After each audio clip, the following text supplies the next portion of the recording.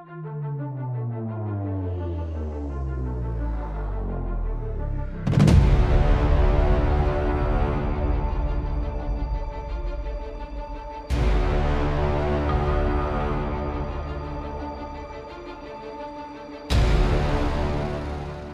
was a pretty substantial Russian armored attack, but that was before hobby drones toting grenades or shaped charge warheads, backed by artillery shells, cut the Kremlin tank and infantry assault to pieces, not for the first time.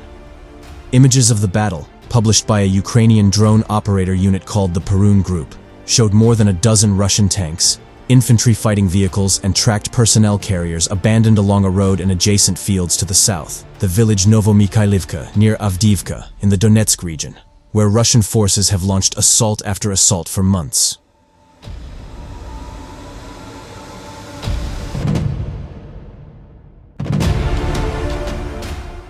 Other combat video and still images published by the Ukrainian military on Jan 27 showed the Kremlin daylight attack grinding to a halt after striking a minefield. It then came under Ukrainian artillery fire, including cluster munitions, which forced the Russian troops to abandon their shattered vehicles and attempt to continue their advance on foot. Video, geolocated to fields to the south, the Novomykhailivka, by Kyiv Post, showed hobby drones following up relentlessly, hunting down and dropping grenades on running Russian soldiers, and dumping explosives onto multi-million-dollar armored vehicles' engine decks, touching off catastrophic fires. Dead soldiers sprawl by broken vehicles. Wounded soldiers are hunted down by drones and killed.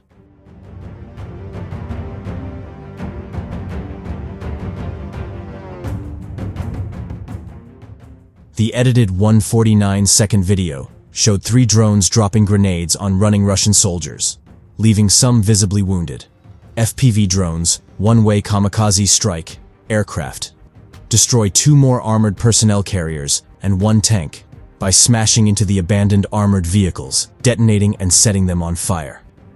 Video and images published by multiple sources, including the Perun Group's parent unit, the 79th Separate Air Assault Brigade, the Ukrainian Army High Command, independent Ukrainian media, and the military watch group Deep State, among others, confirmed the images were very likely authentic.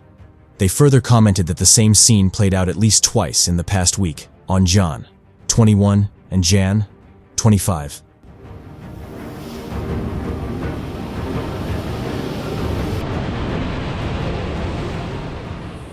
An average of the estimates of OSINT analysts put Russian army losses around the Novomykhailivka battlefield alone at 510 tanks, 1020 armored fighting vehicles of all types, and 120 men killed or seriously wounded every day. Across Ukraine's 1,600-kilometer front line, evidence is mounting that as the Kremlin has shifted once more to the offensive to try to take advantage of Ukrainian artillery ammunition shortages, its troops have met similar results to those seen in Novomykhailivka.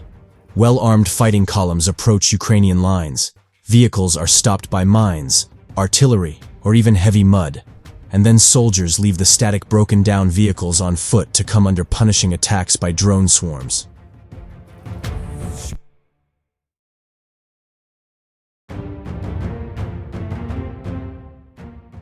According to those similar, anecdotal accounts, high-value, imported Western weapons like long-range anti-tank missiles, precision-guided munitions, or NATO standard tanks have not been used in these battles.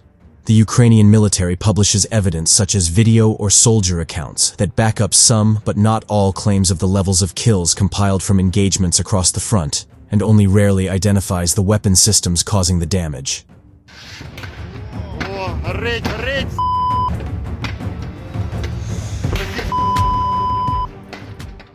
The Ukrainian group Tochny.info reported in an analytical paper on Jan 27 that hard evidence available almost always drone video published to the internet shows a large increase in drone use.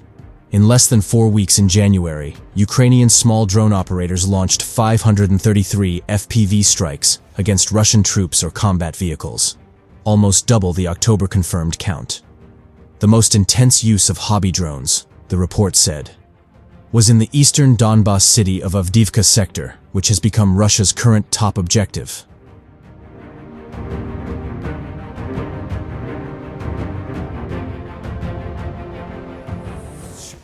According to Ukrainian drone operators, Most drone teams consider themselves lucky if 1 out of 4 attempted attacks actually register a hit.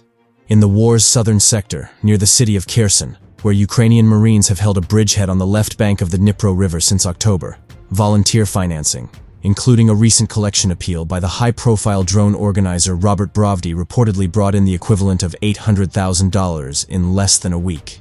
This has delivered not just hundreds of attack drones to Ukrainian pilots, but electronic warfare kit most NATO militaries would envy, such as drone frequency-specific jammers, signal repeaters, direction finders, and even spoofers that enable a Ukrainian operator to take over a Russian attack drone, and sometimes send it back the way it came. Stop! Attack! Вогонь!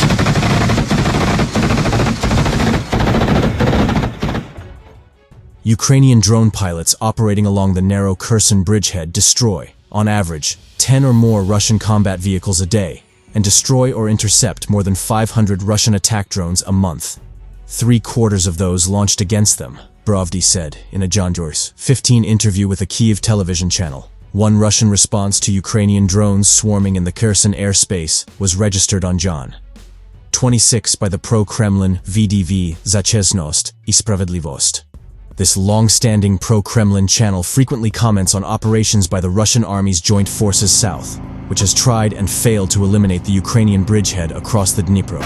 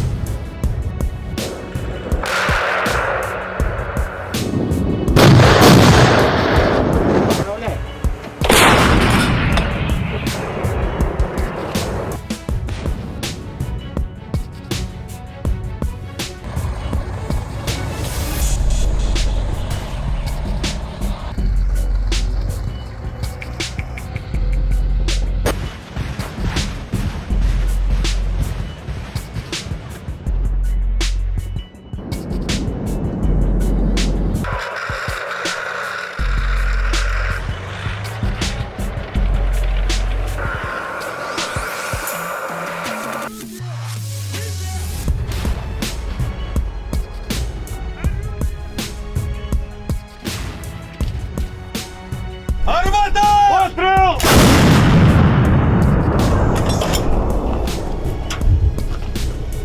Ствол чистий.